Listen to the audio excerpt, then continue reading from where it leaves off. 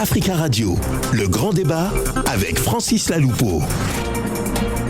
Dans le grand débat aujourd'hui, au Gabon, détournement de fonds en bande organisée et règlement de comptes politiques. Interpellation en Syrie au Gabon. Et depuis la mi-novembre, une vingtaine de personnalités en garde à vue, toutes proches de l'ancien directeur du cabinet présidentiel, Brice Lacruche Alianga, limogé de ce poste le 7 novembre dernier. Présentée comme une opération anticorruption par les autorités, cette vague d'arrestations intervient sur fond de soupçons de détournement de deniers publics d'un montant estimé à 85 milliards de francs CFA, soit 129 millions d'euros, imputés notamment à la direction de la Gabon Oil Company, la JOC, une entreprise publique gérée par un autre proche de Brice Lacruche, Patrici Tanassa, en garde à vue lui aussi depuis le 25 novembre. Alors que les avocats des prévenus dénoncent une vendetta politique, quels sont les véritables ressorts de cette purge inédite dans les cercles du pouvoir gabonais? Réponse avec nos invités dans cette édition du Grand Débat.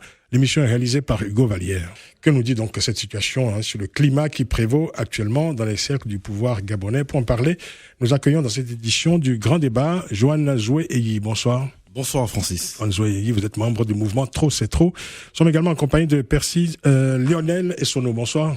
Bonsoir Francis. Merci d'être là, secrétaire exécutif de Réagir Gabon. Alors un mot sur Réagir Gabon pour qu'on sache exactement de vous parler. Qu'est-ce que c'est exactement Réagir Gabon? Alors Réagir Gabon, c'est le mouvement pour la réappropriation du Gabon, son indépendance et sa reconstruction, qui est un mouvement qui existe, mouvement politique de l'opposition gabonaise en région parisienne, une association loi 1905 qui a été déclarée depuis en préfecture de Paris en 2015. Donc Réagir est donc un mouvement politique qui se bat pour la réappropriation du Gabon, sa reconstruction et puis son développement.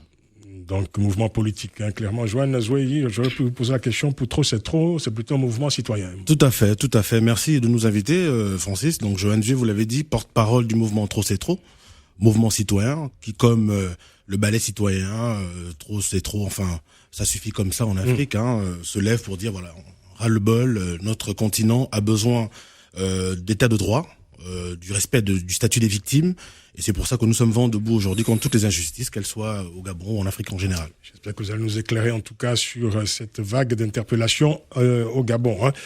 Au téléphone avec nous depuis Libreville, notre invité Célestin Ella Olomo. Bonsoir Célestin Ella Olomo. Bonsoir à vous. Merci, vous avez été candidat à l'élection présidentielle au Gabon. Joanne Zoué-Eyi, est-ce qu'on a affaire réellement à l'opération anticorruption? Est-ce que tout cela se situe, comme le dit la présidence d'ailleurs, dans le cadre de l'opération Mamba, l'opération anticorruption déclenchée en 2016? Monsieur Laloupeau, je voudrais vous remercier encore une fois parce que c'est la première fois que vous invitez notre mouvement sur ce plateau et vous allez vite comprendre que nous, on se sent plus proche des préoccupations des populations. Donc permettez-moi, juste avant de répondre à la question qui est somme toute pertinente, de rappeler qu'au moment où on vous parle, nous sommes d'abord un jeudi et que ça fait maintenant 3 ans que tous les jeudis, la diaspora gabonaise dans son ensemble, qu'elle soit en France ou aux États-Unis, en Afrique et même certains membres de la communauté gabonaise, en tout cas à Libreville, nous marquons la date parce que nous pensons qu'il faut surligner et se rappeler que c'est un jeudi 31 août 2016 que les armes d'Ali Bongo se sont retournées contre les populations qui avaient voté contre lui. Par ailleurs, pendant qu'on parle en ce moment, donc, il y a encore des prisonniers politiques au Gabon, c'est le cas, c'est le monde de le rappeler.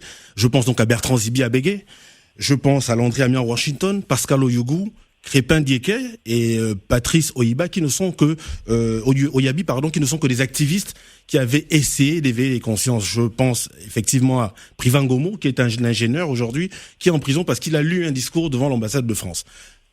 Je vous laisse suivre mon regard. J'espère qu'on arrivera à la question de l'hypocrisie donc de nos partenaires. Maintenant, pour répondre à votre question très clairement, encore une fois, au moment où vous nous posez cette question, au Gabon, il y a 2 villes qui s'appellent Lambaréné et Ndjolé, qui sont des carrefours essentiels qui nous permettent de quitter la capitale pour rejoindre l'Interland, qui sont sous les eaux. Voilà la réalité du Gabon. Et ça fait 15 jours que ces populations, il y a eu une crue, c'est-à-dire que le plus long fleuve du Gabon qui s'appelle l'Ogooué est sorti de son lit. Et ça fait 15 jours qu'on a une catastrophe naturelle et qu'aujourd'hui on frise la crise sanitaire et que le gouvernement illégitime au Gabon n'en parle pas. C'est donc on nous fait parler des affaires de corruption, mais je vais vous dire, je vais donc arriver à votre question. Pour vous, l'affaire de corruption, c'est une affaire périphérique, c'est secondaire? pas une affaire de corruption parce qu'en fait, il n'y a pas de corruption entre voleurs. C'est-à-dire qu'aujourd'hui, on assiste quand même, c'est quand même le comble de l'ironie, de voleurs qui accusent d'autres voleurs. Aujourd'hui, il y a une affaire de lutte de clans entre gens qui veulent se draper d'un parangon de vertu. Parce que je vous dis, dans quelque temps, vous ne serez pas surpris qu'on nous fasse sortir quelqu'un du chapeau, qu'on nous présentera comme le justicier, celui qui aura envoyé la Gève et tout ça en prison. Mais je vais vous dire quelque chose qui va aller à l'encontre de tout ce qui se dit dans l'opinion. Vous savez, moi je trouve, contrairement à tout le monde, que ces jeunes gens sont de bons élèves. Ce sont de bons élèves. Quels jeunes gens? Les gens qui sont arrêtés actuellement. Vous savez pourquoi? Pourquoi vous dites jeunes? Parce qu'ils sont jeunes, ils n'ont quasiment pas 40 ans. Oui. Ce sont de bons élèves. Demandez-moi pourquoi. Vous savez, le système Bongo, PDG, ne repose que sur la malgouvernance et le vol. C'est-à-dire qu'aujourd'hui, quand on vous nomme dans ce milieu, on vous nomme pour voler. Oui. Donc, en effet, comme ce ne sont que des filleuls et des fils biologiques ou des filleuls... Alors, je vous pose la question très clairement. Pourquoi des voleurs arrêtent des voleurs alors? Mais parce qu'ils sont dans une lutte de clans, c'est ce qu'on vous dit. Aujourd'hui, il se trouve qu'il y a... Sur les braises donc de ce qui s'est passé le 31 août, il y a un jeune homme dont on ne connaît pas les états de service, qui est sorti de nulle part et qui est monté en puissance, comme il vous l'a dit mon compatriote, par le fait qu'Ali Bongo, bon, il paraît qu'il est malade. Nous, on pense qu'il n'est plus là. Parce qu'il y a quand même certains événements qui se sont déroulés en son absence, qui nécessitaient qu'il s'exprimât. Mais dans tous les cas, ce qui se passe aujourd'hui, c'est de la fumisterie. Nous, ça, ce n'est pas un sujet pour nous. Le sujet pour nous, c'est où est Ali Bongo? Ça fait quand même justement, un an aujourd'hui qu'on n'entend pas parler de lui. Il y a cette question que vous posez, parce que finalement, s'il y a lutte de clans, quelles en sont les finalités? C'est bien la question qu'on essaye de comprendre. Vous avez écouté Célestin Ela-Olomo, qui est avec mon téléphone depuis Libreville, qui lui considère que tout cela est tout à fait normal et s'inscrit dans une politique d'assainissement de la gestion de la gestion de la chose publique. Comment vous réagissez à cela? C'est très simple. Je pense que monsieur Ela-Olomo, il est allé au dialogue, me dit-on, donc il a un peu l'esprit brumeux, sans être méchant avec lui. Parce qu'au fond, ce qui se passe au Gabon, c'est que la corruption est endémique. Qui peut aujourd'hui démontrer qu'il a détourné plus d'argent que Mexa Combesi, que le système Bongo en lui-même? C'est ça la problématique, c'est ce que j'essaie de vous dire. Ces jeunes gens-là qui sont arrêtés aujourd'hui ne sont que la résultante de ce système, qui ne favorise que le vol et le pillage. Pourquoi sont-ils ciblés, eux, principalement? Parce que, voilà, on parle de leur proximité avec Brice Lacruche Alianga, désormais ancien directeur de cabinet du président Ali Bongo, désormais ministre, je ne sais pas d'ailleurs quel est l'intitulé précis de son ministère, qui semble être une sorte de, je dirais, de placard, en tout cas, où il se trouve actuellement au chaud. Et voilà, c'est ça. Alors, au-delà du fait que ces gens soient proches de Brice Lacruche, pourquoi eux, ils sont visés principalement? Par exemple, le cas de Aïk Ngoni, par exemple. Simplement parce que Aïk Ngoni, en plus d'être porte-parole de la présidence, donc de la République sous Ali Bongo, Aïk Ngoni est quand même très proche, tout le monde le sait, de Brice Lacruche. C'est-à-dire que Brice Lacruche et la Gève, donc son association, a essaimé l'administration de ses contacts, ses obligés, ses turiféraires, et les a mis un peu partout. D'ailleurs, c'est très bien que vous posez cette question, parce qu'aujourd'hui, on nous parle des 85 milliards de la GOC, mais il faut quand même rappeler que le 27 octobre 2019, la Cour des comptes a fait pour une fois une publication intéressante en disant qu'il y a 1500 milliards qu'on recherche. Oui. Donc ça veut dire que si on a déjà mis la main sur 1500 milliards évaporés. 1500 milliards évaporés. C'est vrai que 85 milliards, si on s'amuse à faire un petit calcul rapide, c'est 50 ans, c'est 600 mois de salaire à 141 millions. Donc ça donne le tournis, mais ce n'est qu'une goutte d'eau devant les sommes abyssales. Parce qu'entre-temps, nos partenaires économiques, nos partenaires comme l'Union européenne, l'AFD, continuent à inonder notre pays d'argent.